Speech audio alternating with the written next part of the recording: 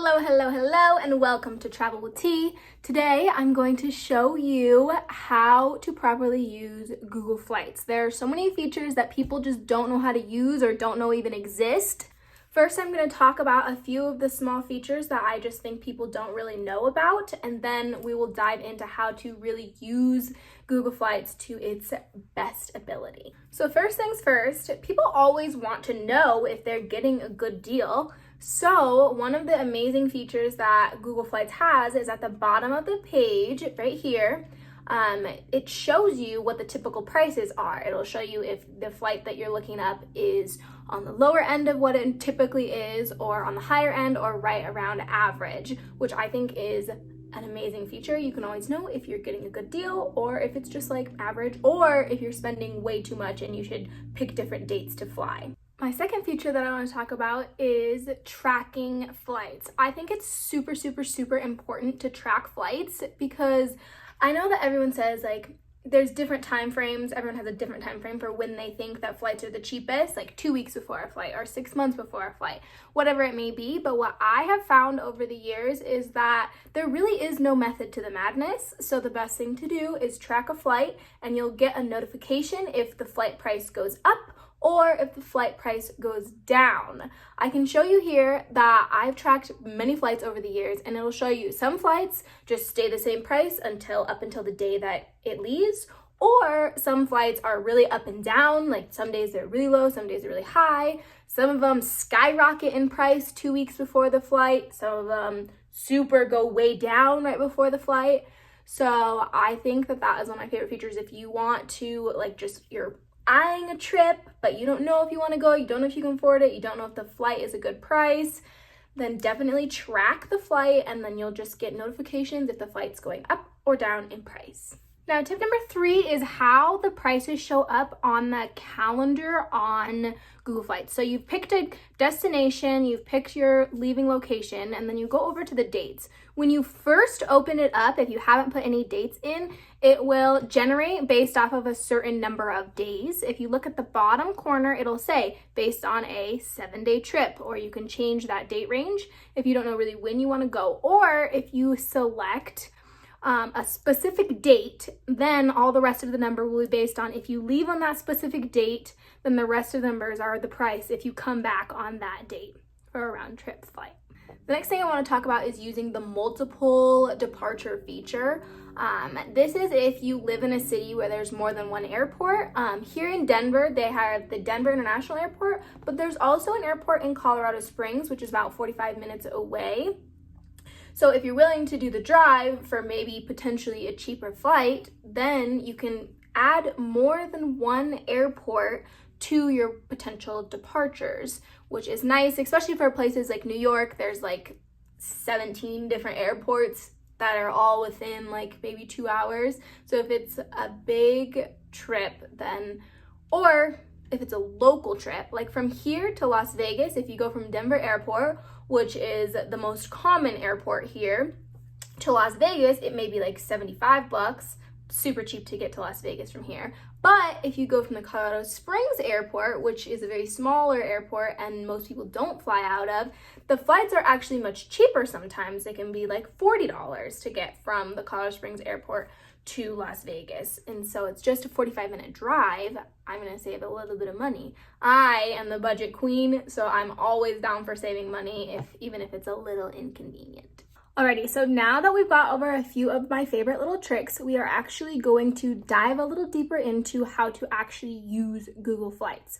So I'm actually going to talk a little bit more on the flexible options because Google Flights is pretty simple when you're looking for a specific flight. You want to look for your destination, where you're coming from, the specific dates, and it shows you all of the best prices. That's basically how to use it for a specific date and time and location. So I'm going to show you a little more of the flexibility. So I'm going to say if I want to go on a weekend trip, I don't know where I want to go. I just know that I want to go on a weekend trip sometime soon. So first thing I'll do, go to Google Flights, of course. Okay. Now click on Google Flights here.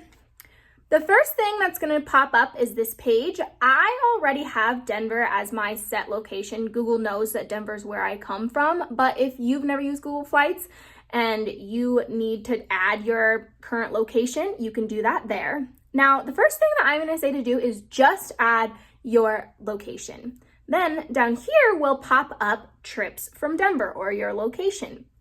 And it just says some of the cool locations that are coming up for a cheap price. So I could go to Miami at the beginning of March for $57. I can go to Orlando for $67 or $69. I could go to LA for $39. So those are some pretty cool options, pretty cheap. And just maybe those are ones that I want to do. So I'm going to pick one of those and voila. But if you don't really like those places, you can hit here where it says explore destinations. Now this page will show up here. You can choose how much you want to be able to spend, or you can choose just whatever the max price is. If you just have no budget, you don't know where you want to go, you don't know what you want to do, you just know you want to go. That's often how I am. Now, this feature is one of my favorites. You can choose from your flexible dates. You can choose either a weekend, 1 week, or 2 weeks. And then you can choose either the month you want to go in within the next 6 months, or you can choose just any time in the next 6 months, I want to go. So I'm going to say I want to go in the next 6 months and I want to go for a weekend trip. I'll hit done and that will show up all of the weekend trips. It pulls up the cheapest dates. So LA for $39 at the beginning of March, Chicago for only $35. That's super cool. This one's showing your whole United States. You can go to Seattle. That one's super cheap. So you think flights are expensive, but right now flights are super cheap, especially around the United States. Like Boston for only $79, super cheap. You can also zoom in to go to a specific place. So maybe I say I want to go to Texas. I don't know which city in Texas, but Texas. This will show you a few of the different cities. You can go to San Antonio. You can go to Houston, Dallas.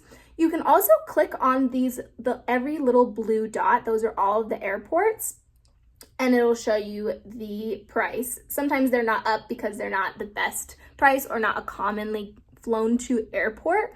But it will show up the price and the cheapest dates. You can also, which is my favorite feature, is zoom out. And you can see literally the entire world.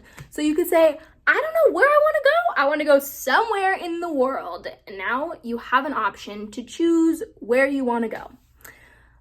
You can go here. Look, Hawaii for $349, April 15th to the 19th. You could go to London, Bora Bora, Bali, anywhere you'd like. Now, so you can look either at the whole world or you can choose a different continent. So maybe let's say I want to go to Europe. You can scroll over here and now all of the places in Europe are going to pop up.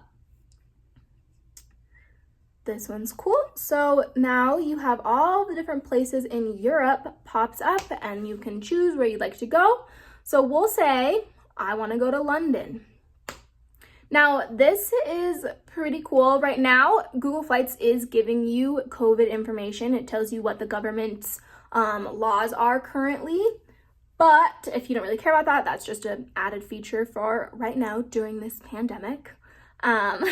You can see most often, the cheapest flight is going to have a bunch of stops and is pretty long, which I don't mind. I just like the cheapest flights. But you can also get them for a little more expensive. Honestly, for this one, you can see here, it's only about $60 more for like 30 hours less time and 2 less stops. So I'd probably spend the extra $60, but that gives you those features there.